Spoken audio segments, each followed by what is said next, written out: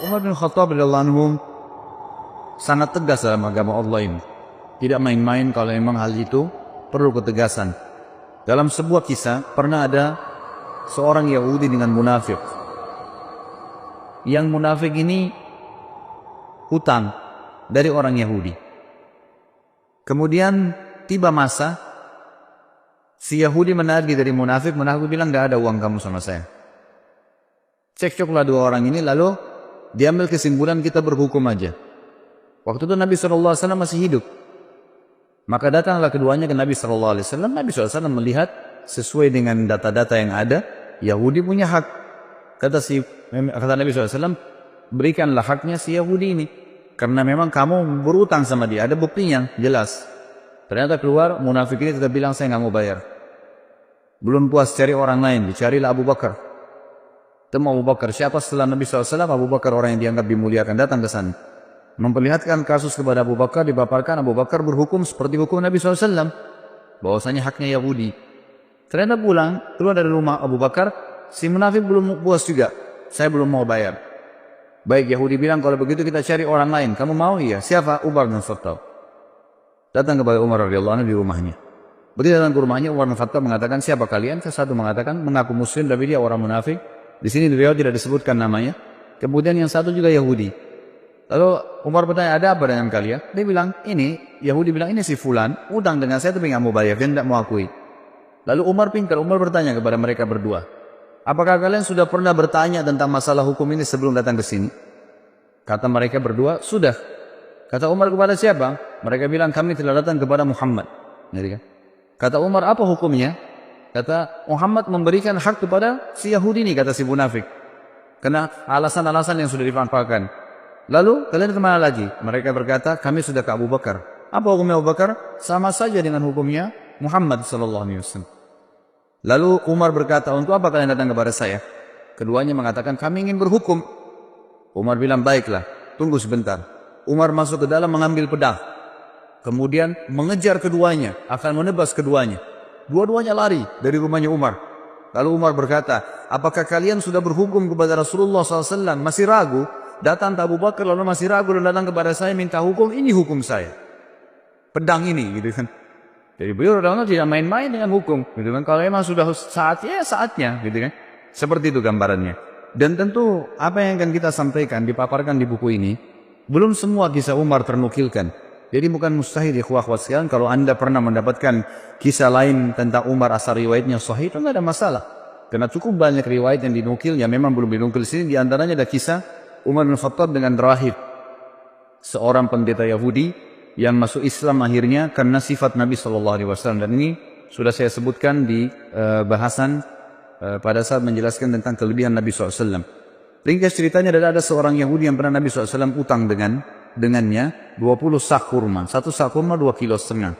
Kemudian Nabi SAW sepakat akan dibayar di waktu tertentu. Ternyata belum tiba waktunya, orang Yahudi itu sudah datang, pendeta itu sudah datang dan langsung berdiri di sebelah Nabi SAW, mencekik leher Nabi dengan sisa kain imamahnya, alaihissalatu wassalam. Lalu orang-orang seperti itu lagi hadir di masjid dan semuanya pada melihat kejadian tersebut. Akhirnya Umar bin Khattab yang ada di depan saf mengatakan, ya Rasulullah, izinkan saya menebas lehernya Yahudi ini. Lalu Nabi SAW memberikan isyarat untuk duduk Umar. Lalu Nabi SAW dalam kondisi tercekik menanyakan kepada Yahudi, ada apa hai Yahudi? Kata Yahudi ini, bayar hutangmu hai Muhammad. Kata Nabi SAW, kan belum tiba saat waktunya. Dia bilang, tetap saya mau dibayar sekarang. Maka Nabi SAW dalam kondisi duduk tercekik dan Yahudi ini berdiri menarik imamah beliau SAW, berkata kepada Umar, wahai Umar, pergilah ke Baitul Mal dan ambillah 20 sak kurma, bayarkan hutang saya dan tambah 20 sak lagi. Kata Umar, ya Rasulullah, 20 sak pertama, utang Anda 20 sak kedua untuk apa? Kata Nabi SAW, itu hukuman karena kau sudah menakut-nakuti dia. Kau tadi sudah mengancam akan menebas lehernya. Artinya Nabi SAW seakan-akan memberikan isyarat, kalau saya masih ada jangan ambil keputusan, gitu kan?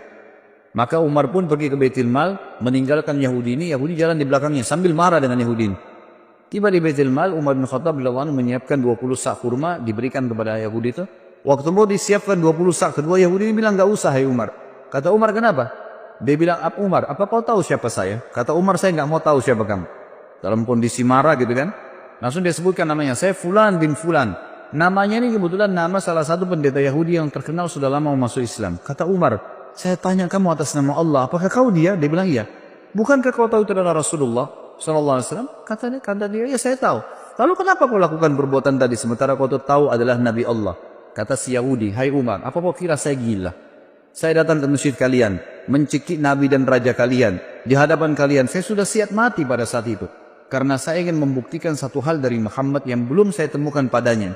Semua ciri kenabian, Nabi terakhir ada pada diri Muhammad. Semua sudah saya temukan. Fisiknya, tempat tinggalnya, nama-namanya, tinggal ada satu belum. Ghalaba hilmuhu ghadabu. Emosinya dikalahkan dengan kasih sayangnya. Dan tadi saya sengaja nagih sebelum waktu, saya sengaja cekik lehernya. Tujuannya untuk memancing emosinya. Ternyata memang kasih sayangnya mengalahkan emosinya. Dan sekarang saya mengucapkan Umar, asyhadu an la ilaha illallah wa anna Muhammad Rasulullah. Ini syahadat orang tersebut di depan Umar radhiyallahu anhu. Ini diantara kisah yang belum dinukil tentunya. Ada juga kisah yang lain, kisah tentang masuk Islam, kisah tentang Umar radhiyallahu anhu zaman khilafahnya. Beliau sempat keliling kota Madinah di malam hari. Kemudian beliau menemukan ada satu laki-laki Badui. Laki-laki Badui ini kebetulan lagi menancapkan tali kemahnya sambil memikatkan dengan tali untahnya. Dan di dalam kemahnya ada suara rintihan perempuan yang sedang menangis. Maka Umar pun lewat dan berkata setelah memberikan salam, wahai laki-laki, hai rajul, bahasa Arabnya, wahai rajul, siapa kamu ini? Dia mengatakan, saya lihat orang musafir dari Badui padang pasir lagi lewat. Malam kemalaman saya lihat ada tanah kosong, saya tebar kemah saya mau menginap di sini. Kata Umar, suara siapa tuh rintihan dalam kemahmu? Dia bilang, sudahlah saudaraku, pergilah, tidak usah campurin itu. Kata Umar, mungkin saya bisa bantu. Kata orang itu suara istri saya yang mau melahirkan, tapi tidak ada yang bantu. Saya nggak tahu bagaimana melahirkan perempuan, dan juga tidak ada wanita yang saya kenal di Madinah bisa minta bantuan. Apalagi itu tengah malam. Dan sebagian ulama menukil kisah ini di tahun 23 Hijriah, tahun terakhir Umar radhiyallahu anhu hidup. Dan juga pada saat itu tengah malam, di awal malam, itu sekitar jam 12 malam gitu kan. Jam 11, jam 12 malam yang orang waktu itu sudah tidur semua. Jadi ini Umar bin Khattab sedang mengontrol, mengawasi sendiri. Ringkas cerita adalah Umar bin Khattab lalu berkata kepadanya, maukah kau saya datangkan seorang wanita dari Madinah yang bisa membantu istrimu melahirkan? Dia bilang mau. Perlu jemaah tahu bahwasanya laki-laki Badui ini belum tahu kalau ini Umar bin Khattab, belum tahu kalau ini khalifah. Umar pun radhiyallahu anhu lalu pulang, dia tidak membangunkan penasihat-penasihatnya, atau mungkin dokter, tabib, kalau kita zaman dulu dikatakan dengan istilah tabib, atau orang yang bisa mengobatin, atau bidan mungkin perempuan yang bisa melahirkan. Tidak, dia pulang ke rumahnya, dia bangunkan istrinya. Yang waktu itu istrinya adalah Ummu Kalsum, anaknya Ali radhiyallahu anhu. Lalu berkata Umar bin Khattab, wahai cucunya Rasulullah, apakah kau mau mendapatkan pahala seorang wanita muslimah yang mau melahirkan malam hari nggak ada yang tolong? Ummu Kalsum radhiyallahu anha juga punya iman yang kuat. Anaknya Ali radhiyallahu cucu Nabi SAW. Dia tidak mengatakan, wahai Amir Mu'minin, carilah wanita Ansar yang bisa melahirkan. Tidak. Dia mengatakan dengan jelas dan tegas, tentu saja, saya ingin dapat pahalanya.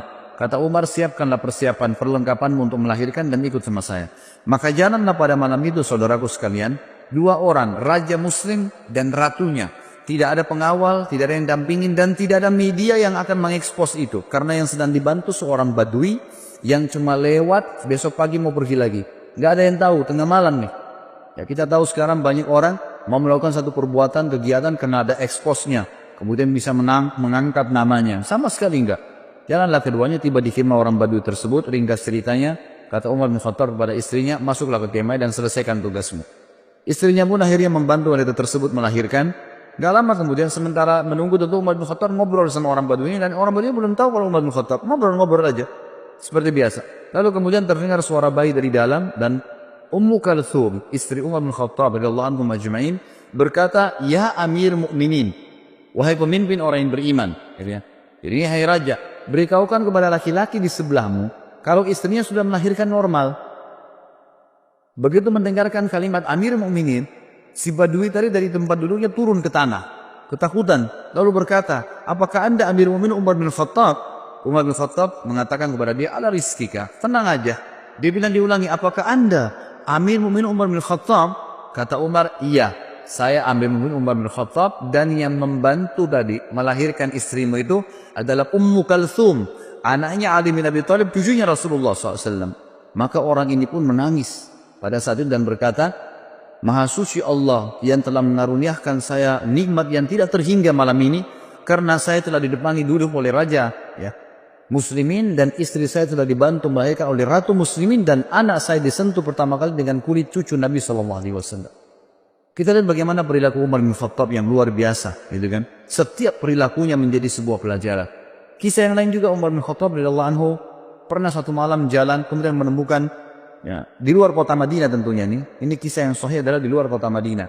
Kemudian dia lagi jalan dan dia temukan ternyata ada seorang wanita yang sedang duduk. Kemudian di sebelahnya ada 3 orang anak yang sedang menangis. Kemudian Umar bin Khattab pun datang sambil mengatakan, Assalamualaikum wahai pemilik cahaya api itu. Lalu wanita itu menjawab. Setelah itu Umar mengatakan, apakah engkau mengizinkan aku mendekat? Kata wanita itu, mendekatlah tapi dengan sopan. Kalau enggak, pergilah. Kata Umar bin Khattab pada saat mendekat, ada apa? Wahai hamba Allah, dia bilang, dan kenapa anak-anakmu menangis? Dia bilang, saya sudah berapa hari enggak makan, anak saya kelaparan, butuh makanan. Terus apa yang kamu masak di panci? Yang saya masak di panci sebuah batu yang saya masukkan supaya anak-anak saya kira saya masak, dan ini sudah 3 hari berjalan. Sementara Amir Mukminin tidak perhatian kepada kami. Dia tidak tahu kalau ini Umar bin Khattab. Lalu Umar pun berkata kepada temannya, kalau tidak salah itu bersama dengan Ubay bin Ka'ab. Mereka berdua lalu menuju ke Baitul Mal, mengambil kebutuhan muslimin, dipikul. Kemudian Umar berkata, angkatlah ke pundakku. Kata Ubay, biar saya yang angkat Amir Mukminin. Kata Umar, angkat ke pundakku sampai 3 kali. Ubay terus mengatakan, biar saya ambil pemimpin. Kata Umar, apa kau ingin memikul dosaku pada hari kiamat? Maka Ubay pun diam. Lalu pergilah mereka berdua bersama. Lalu Umar bin Khattab, dalam riwayat ini dikatakan, meniup panci yang tadinya apinya sudah mulai redam, sampai terlihat asap dan percikan-percikan api berada di antara jenggot beliau. Dan waktu itu Umar bin Khattab memiliki jenggot yang sama Nabi SAW sampai ke dadahnya radhiyallahu anhu. Kemudian beliau meniup-niup di tengah malam, seorang raja meniup api panci untuk memasakkan masyarakatnya. Setelah terbakar api tersebut, lalu Umar bin Khattab mengatakan kepada ibu tersebut, taburilah gandum di atas air. Lalu Umar yang mengaduknya. Terus diaduk sampai menjadi kental, menjadi makanan. Ditaruhlah garam, ditaruhlah segala kebutuhannya. Kemudian setelah itu diberikanlah makan oleh Umar bin Khattab. Dikatakan, berikan saya nampan, dikasih nampan, ditumpah. Kemudian diberikan makan anak-anak tersebut sampai semua kenyang. Setelah kenyang, kata Umar, ambillah ini semua. Lalu ibu tersebut berkata, sungguh demi Allah kau lebih baik daripada Amir Mukminin. Ya tidak tahu kalau ini Umar bin Khattab. Kata Umar, janganlah berkata begitu wali ibu. Kalau kau satu waktu bertemu dengan Amir Mukminin, kau pasti akan menemukan saya ada di sana. Gitu kan? Hanya begitu saja. Lalu Umar bin Khattab memegang tangan Ubay, sama-sama keluar. Kata Ubay, waktu Umar bin Khattab, Amir Mukminin, meninggalkan tempat tersebut, lalu dia menyelip di antara semak belukar seperti binatang buas yang sedang mengintai mangsanya. Jadi dia dengan teliti ke arah ibu tadi sama anak-anak itu. Lalu setelah itu dia lihat anak-anak tersebut yang tadinya nangis, tidur, bangun, bermain, ceria, gitu kan. Lalu Umar bin Khattab mengangkat kepalanya, ya seakan-akan berhenti untuk memata-matai dan berkata, segala puji bagi Allah yang selamatkan saya dari orang-orang ini yang akan menuntut saya pada hari kiamat. Perilaku yang sangat luar biasa dari seorang yang beriman kepada Allah subhanahu wa ta'ala. Dan cukup banyak kisah yang berhubungan dengan hal-hal yang seperti ini. Umar bin Khattab radhiyallahu anhu juga pernah memberikan pelajaran tentang masalah takdir. Sebagaimana dinukil dalam banyak riwayat-riwayat sahih, teman-teman yang pegang buku bisa di halaman 276 sampai 277, kisah yang berhubungan dengan masalah itu. Umar bin Khattab radhiyallahu anhu pernah menuju ke negeri Syam, dan di negeri Syam itu ternyata ada satu wilayah yang akan dimasukin, terkenal ada penyakit taun. Ya, sebelum keluar ke negeri Syam, masih dari kota Madinah, gitu kan. Riwayat sahih menjelaskan masih di kota Madinah. Lalu pada saat itu ada seorang panglima perang, Abu Ubaidah bin Jarrah radhiyallahu anhu, yang terkenal juga, salah satu yang terkenal, Amin Hadil Ummah, orang yang paling terpercayanya umat Islam, gitu ya. Waktu itu Umar bin Khattab mengatakan, waktu mau keluar, dikatakan negeri yang Anda mau pergi ini oleh sebagian sahabat ada penyakit taun. Taun itu penyakit yang memang Nabi SAW larang kita masuk ke sana kalau ada penyakit itu. Dan kalau kita sedang ada di satu lokasi yang ada penyakit itu, maka otomatis kita dilarang keluar. Ini khilaf di antara ulama tentang masalah bahasa Indonesia atau penyakit ini. Ada yang mengatakan kusta, ada yang mengatakan menyebutkan beberapa jenis penyakit, tapi saya tidak terlintas sekarang nama-namanya. Ringkas cerita adalah Umar bin Khattab mengatakan, kalau begitu kita urunkan niat dulu, jangan dulu pergi. Lalu Abu Ubaidah radhiyallahu anhu datang mengatakan, wahai Amir Mu'minin, apakah anda lari dari takdirnya Allah? Kata Umar bin Khattab, saya lari dari takdir Allah ke takdir Allah yang lain. Nah, jadi maksudnya di sini, selama masih berhubungan dengan perilaku seorang hamba, perilaku pilihan, makan atau tidak, minum atau tidak, tidur atau tidak, keluar atau tidak, semua itu adalah pilihan ikhtiar, gitu kan? Kalau kita mau keluar ternyata khawatir ada gelap, badai, hujan, panaskah, kita lalu memilih lebih di rumah, berarti kita sedang memilih takdir Allah yang lain. Itu maksud Umar radhiyallahu anhu, kan gitu. Maka Umar mengatakan, saya lari dari takdir Allah kepada takdir Allah yang lain. Lalu Umar berkata, wahai Abu Ubaidah, seandainya yang mengucapkan itu bukan kamu, artinya masa kamu yang bisa mengucapkan seperti itu sementara kamu ini adalah orang yang paling terkenal, gitu kan? Lalu akhirnya Umar bin Khattab pun membiarkan. Dalam riwayat yang lain Abu Ubaidah mengatakan, baiklah saya yang akan pergi ke sana. Maka dia pun berangkat. Umar bin Khattab sempat memeluk Abu Ubaidah, mengetahui ini pasti akhir hidupnya, gitu ya. Pergilah mereka pada saat itu. Yang dalam riwayat ini, tapi riwayat ini mengatakan Abu Ubaidah nggak jadi keluar, tetap aja di Madinah, dan akhirnya ditunggulah berita.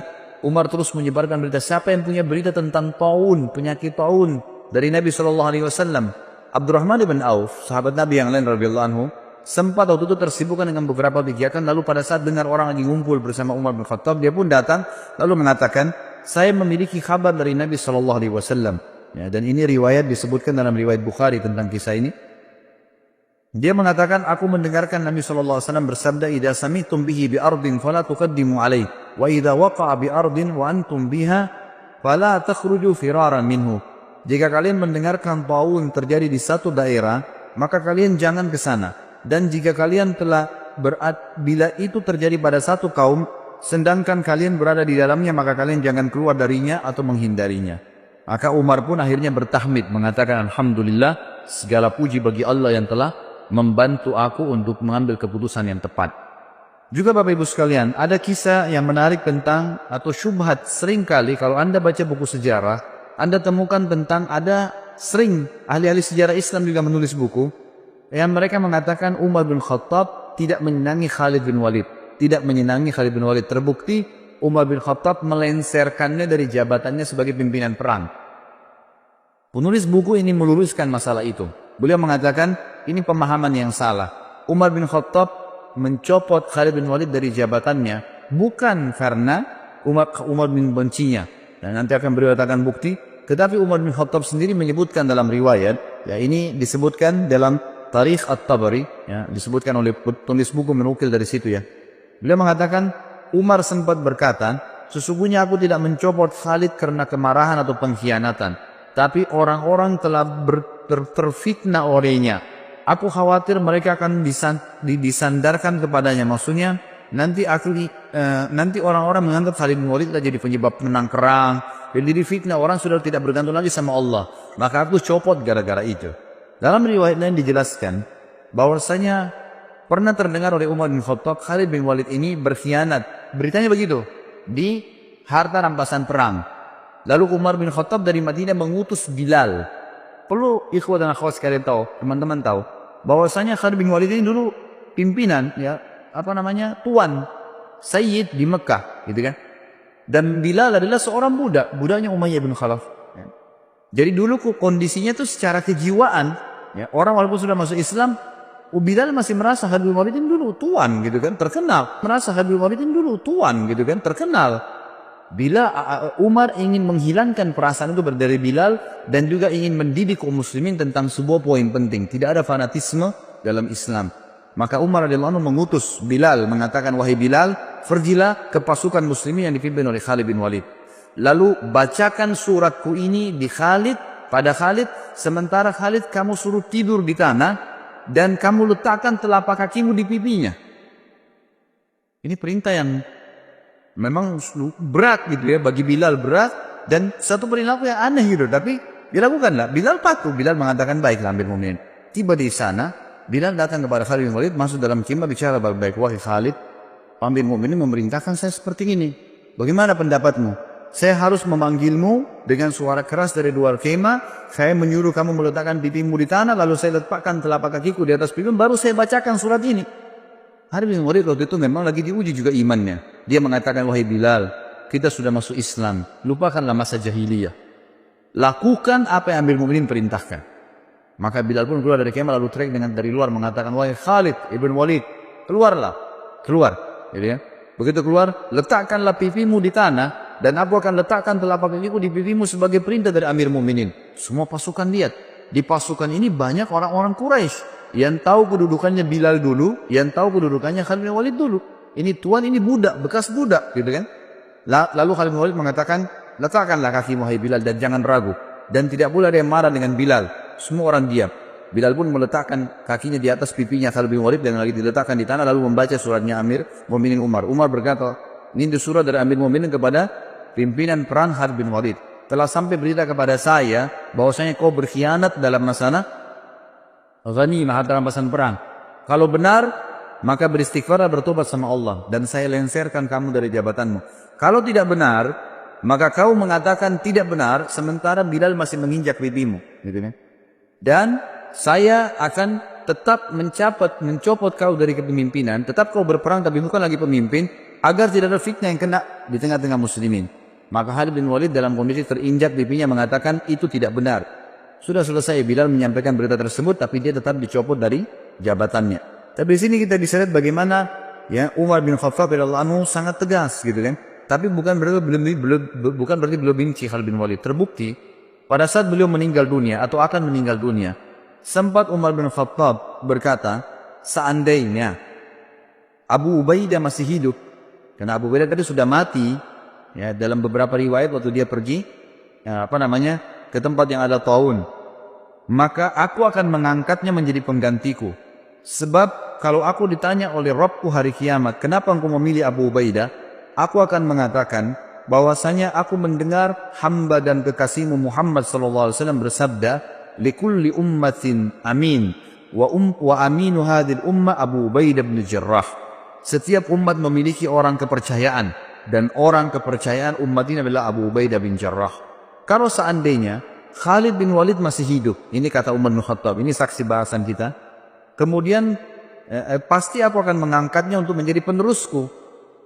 Dan pada saat aku ditanya oleh Allah hari kiamat, oleh Rabbku, kenapa engkau memilih orang ini? Aku akan mengatakan, karena hamba dan kekasihmu Muhammad SAW telah bersabda, Khalid bin Walid sayfun min suyufillahi sallahullahu alal musyrikin. Khalid bin Walid adalah salah satu pedang Allah yang Allah henuskan untuk orang-orang musyrik. Sebagaimana disebutkan di dalam, dinukil dari banyak riwayat-riwayat yang sahih. Bagi riwayat ini, kata menurut penulis ya, ini membantah tentang banyaknya isu yang salah tentang pencopotan Khalid bin Walid dari masalah kepemimpinan. Kemudian kita masuk ke masalah bagaimana Baitul Maqdis dibebaskan di zaman Umar bin Khattab. Umar bin Khattab mengutus pasukan ke Baitul Maqdis, ya, kemudian berperang di sana. Ringkas cerita adalah memenangkan peperangan. Lalu penjaga Baitul Maqdis, salah satu pendeta Nasrani waktu itu, tidak mau memberikan kunci kecuali kepada pemimpin muslimin. Maka menyuratlah beberapa pemimpin ya yang memimpin perang waktu itu, termasuk Khalid bin Walid waktu itu ada di sana. Ya, kemudian Miqdad dan beberapa sahabat Nabi yang lain disuruhlah ya menyurat kepada Amir Mukminin. Umar bin Khattab menerima surat tersebut mengatakan, baiklah kita berangkat. Berangkatlah Umar bin Khattab menuju ke Palestina. Tiba di Palestina, kebetulan Umar bin Khattab waktu ke Palestina itu berdua bersama budaknya. Bukan budak sebenarnya, pelayannya ya. Bersama dengan pelayannya. Umar bin Khattab sepakat sama pelayannya, selama perjalanan dari Madinah ke Palestina, jauh sekali gitu kan. Perjalanan sebulan. Ya. Kalau sesaat saya di atas unta, sesaat kamu di atas unta. Jadi begitu terus. Dalam waktu tertentu Umar bertukaran tempat sama pelayannya ini. Pas tiba di Palestina, di pintu gerbang Palestina dan ditunggu oleh orang-orang muslimin, tiba gilirannya Umar bin Khattab yang harus narik ke kanannya unta. Hamba sahaya dari belayan itu lagi di atas unta, gitu kan. Maka pada saat itu si pendeta tadi yang Nasrani ini mengatakan kepada orang-orang di situ muslimin, mana raja kalian? Kata mereka, itu yang lagi tarik ke kanannya unta. Siapa yang di atas unta itu? Kata pendetanya. Itu pelayannya dia, gitu kan. Lalu kata pendeta ini, orang inilah yang telah disebutkan dalam Injil akan menerima kunci Baitul Maqdis. Ternyata disebutkan dalam Injil satu waktu nanti akan datang dibebaskan oleh seseorang yang adil dan dia akan bersama dengan pelayannya dan dia akan menarik ke kanan unta pelayannya. Sampai seperti itu. Dan pada saat itu pendeta ini tambah kagum lagi karena 4 orang pimpinan perang Khalid bin Umar bin Khattab waktu itu menyambut Umar dengan baju yang bagus-bagus. Kudanya juga dihiasi dengan bagus. Waktu mereka mendekat mau salaman sama Umar gitu kan, mau turun dari kudanya, Umar bilang jangan turun dulu. Dari mana kalian dapat pakaian-pakaian ini? Kata mereka, kami memakai ini Amir Mu'minin agar musuh-musuh Allah takut. Sama Umar diambil batu dilemparin. Semua dilemparin sama Umar, gitu ya. Kata Umar, baru saja Allah bukakan kalian sedikit wilayah, kalian sudah memakai baju-baju yang mewah, buka, disuruh ganti baju yang dulu, gitu kan. Sampai akhirnya mereka membuka bajunya. Pendeta itu pun akhirnya kaget melihat perilaku Umar bin Khattab. Nggak ada raja di dunia seperti ini, gitu. Nah, ini diantara hal yang terjadi di Baitul Maqdis, dan beliau sempat masuk di Baitul Maqdis. Kemudian beliau menanyakan kepada seorang rahib di situ pada saat itu bernama Ka'ab al-Ahbar. Ya, dia kemudian menunjukkan, ya, menurut di riwayat ini dikatakan Umar bertanya padanya, di mana menurut riwayat dalam Injil pun, ya, bahwasanya Nabi terakhir Muhammad SAW masuk di Baitul Maqdis, dan mereka punya berita itu. Mereka mengatakan dari pintu ini. Maka Umar pun masuk di situ. Kemudian Umar bin Khattab mengerjakan sholat di situ. Ini termasuk. Kemudian pelajaran yang lain juga disebutkan oleh beliau adalah sikap yang diambil menjadi hukum pada saat terjadi Amu Ramada. Ramada ini masa peceklik, kering sekali Madinah. Ya, sampai Umar tadi mulai zuhud, lebih zuhud lagi, tidak makan kecuali nasi sama roti sama minyak, dan itu membuat kulitnya sampai jadi hitam. Tapi ada sebuah pelajaran. Waktu itu Umar bin Khattab mengumpulkan masyarakat Madinah, kemudian mengajak mereka sholat istisqa. Pada saat diajak sholat ini riwayat Bukhari, ya, pada saat diajak sholat istisqa, Umar bin Khattab memberikan pelajaran lagi kepada kita semua. Dia berkata dengan suara keras selesai sholat, mengatakan, ya Allah, dulu jika kami tertimpa kekeringan, maka kami bertawassul kepadamu dengan doa nabimu. Lalu engkau menurunkan hujan kepada kami. Sekarang nabi kami sudah mati, maka kami bertawassul kepadamu dengan doa pamannya, itu Abbas radhiyallahu anhu, maka berilah kepada kami hujan. Kemudian Umar meminta Abbas untuk berdoa kepada Allah subhanahu wa ta'ala. Lalu Abbas pun berkata, ya Allah, sebuah bencana telah menimpa, ya, sebuah bencana tidak menimpa kecuali karena adanya dosa. Ia tidak terangkat kecuali dengan taubat. Orang-orang memintaku menghadap kepadamu karena kedudukanku di sisi nabimu Muhammad SAW. Ini adalah tangan-tangan kami terangkat kepadamu dengan dosa-dosa. Sedangkan ubun-ubun kami kepadamu dengan taubat. Turunkanlah hujan buat kami. Maka tiba-tiba mendung dan turunlah hujan dengan lebat. Tapi ulama mengatakan dari riwayat ini diambil pelajaran besar, bahwasanya ya Umar bin Khattab ingin menitikberatkan tidak boleh lagi bertawassul dengan Nabi SAW sementara beliau sudah mati. Ya, seperti banyak orang sekarang bertawassul gitu kan dengan Nabi SAW. Kalau beliau masih hidup lain, tapi kalau sudah mati orang soleh, Nabi tidak boleh lagi dijadikan sebagai perantara. Allah alam, ini disebutkan dalam riwayat Bukhari dalam kitab Istisqa. Kemudian kita masuk ke masalah bagaimana berpisahnya dengan Umar radhiyallahu anhu. Nanti kematian beliau, gitu kan. Ditulis oleh penulis sini dikatakan saatnya untuk berpisah. Umar bin Khattab sering kali berdoa, disebutkan dalam riwayat Bukhari. Beliau selalu mengatakan, Allahumma rzuqni syahadatan fi sabilik waj'al mauti fi baladi rasulik sallallahu alaihi wasallam. Beliau mengatakan, ya Allah, karuniakanlah kepadaku syahadah, mati syahid di jalanmu, dan jadikanlah kematianku di negeri Rasulmu. Ya, di Madinah maksudnya. Maka pada saat itu Hafsah berkata, wahai ayahku, bagaimana bisa Allah menyatukan keduanya? Anda ingin mati syahid, tapi mati syahidnya di kota Nabi. Sementara waktu itu Madinah menjadi ibu kota Islam yang sangat kuat. Mustahil bisa diserang. Pasukan Islam sudah menyebar kemana-mana, Persia sudah runtuh, sebagian besar wilayah Romawi sudah runtuh. Jauh sekali orang-orang kalau mau menyerang Madinah. Bukan seperti di zaman Nabi SAW yang masih dekat orang Mekah, suku-suku Arab masih ada yang belum masuk Islam. Ini sudah habis semuanya gitu kan. Maka Umar mengatakan, ya'ti bihallah insya Allah akan datangkan kalau Allah mau. Ya, betul. Ya, beranjak daripada kisah ini, beranjak daripada doa ini, maka ada sebuah ya kisah yang harus diketahui. Bahwasanya Mughirah ibn Syu'bah radhiyallahu anhu, salah satu waktu itu gubernur yang ditunjuk oleh Umar bin Khattab di Irak. Dalam sanad yang sahih, menulis surat kepada Umar bin Khattab mengatakan, wahai Amir Mu'minin, saya memiliki seorang budak. Budak ini bernama Abu Lu'lu', gitu. Orang Majusi. Orang ini mahir, bisa buat senjata, bisa buat pedang, bisa buat perisai, bisa buat macam-macam. Bahkan dia bisa membuat alat yang untuk mengalirkan air. Orangnya pintar sekali. Izinkanlah dia masuk ke Madinah, wahai Amir Mu'minin. Waktu itu Umar bin Khattab tidak pernah mengizinkan orang-orang yang belum masuk Islam itu masuk ke Madinah. Kalau sudah masuk Islam lain. Kalau belum masuk, tentu Abu Lu'lu' belum masuk Islam, gitu kan? Dimasukkan untuk membantu muslimin agar bermanfaat. Dan Umar bin Khattab menolak awalnya. Kedua, Mughirah bin Syu'bah terus mendesak sampai hanya Umar bin Khattab izinkan. Waktu itu Mughirah bin Syu'bah meminta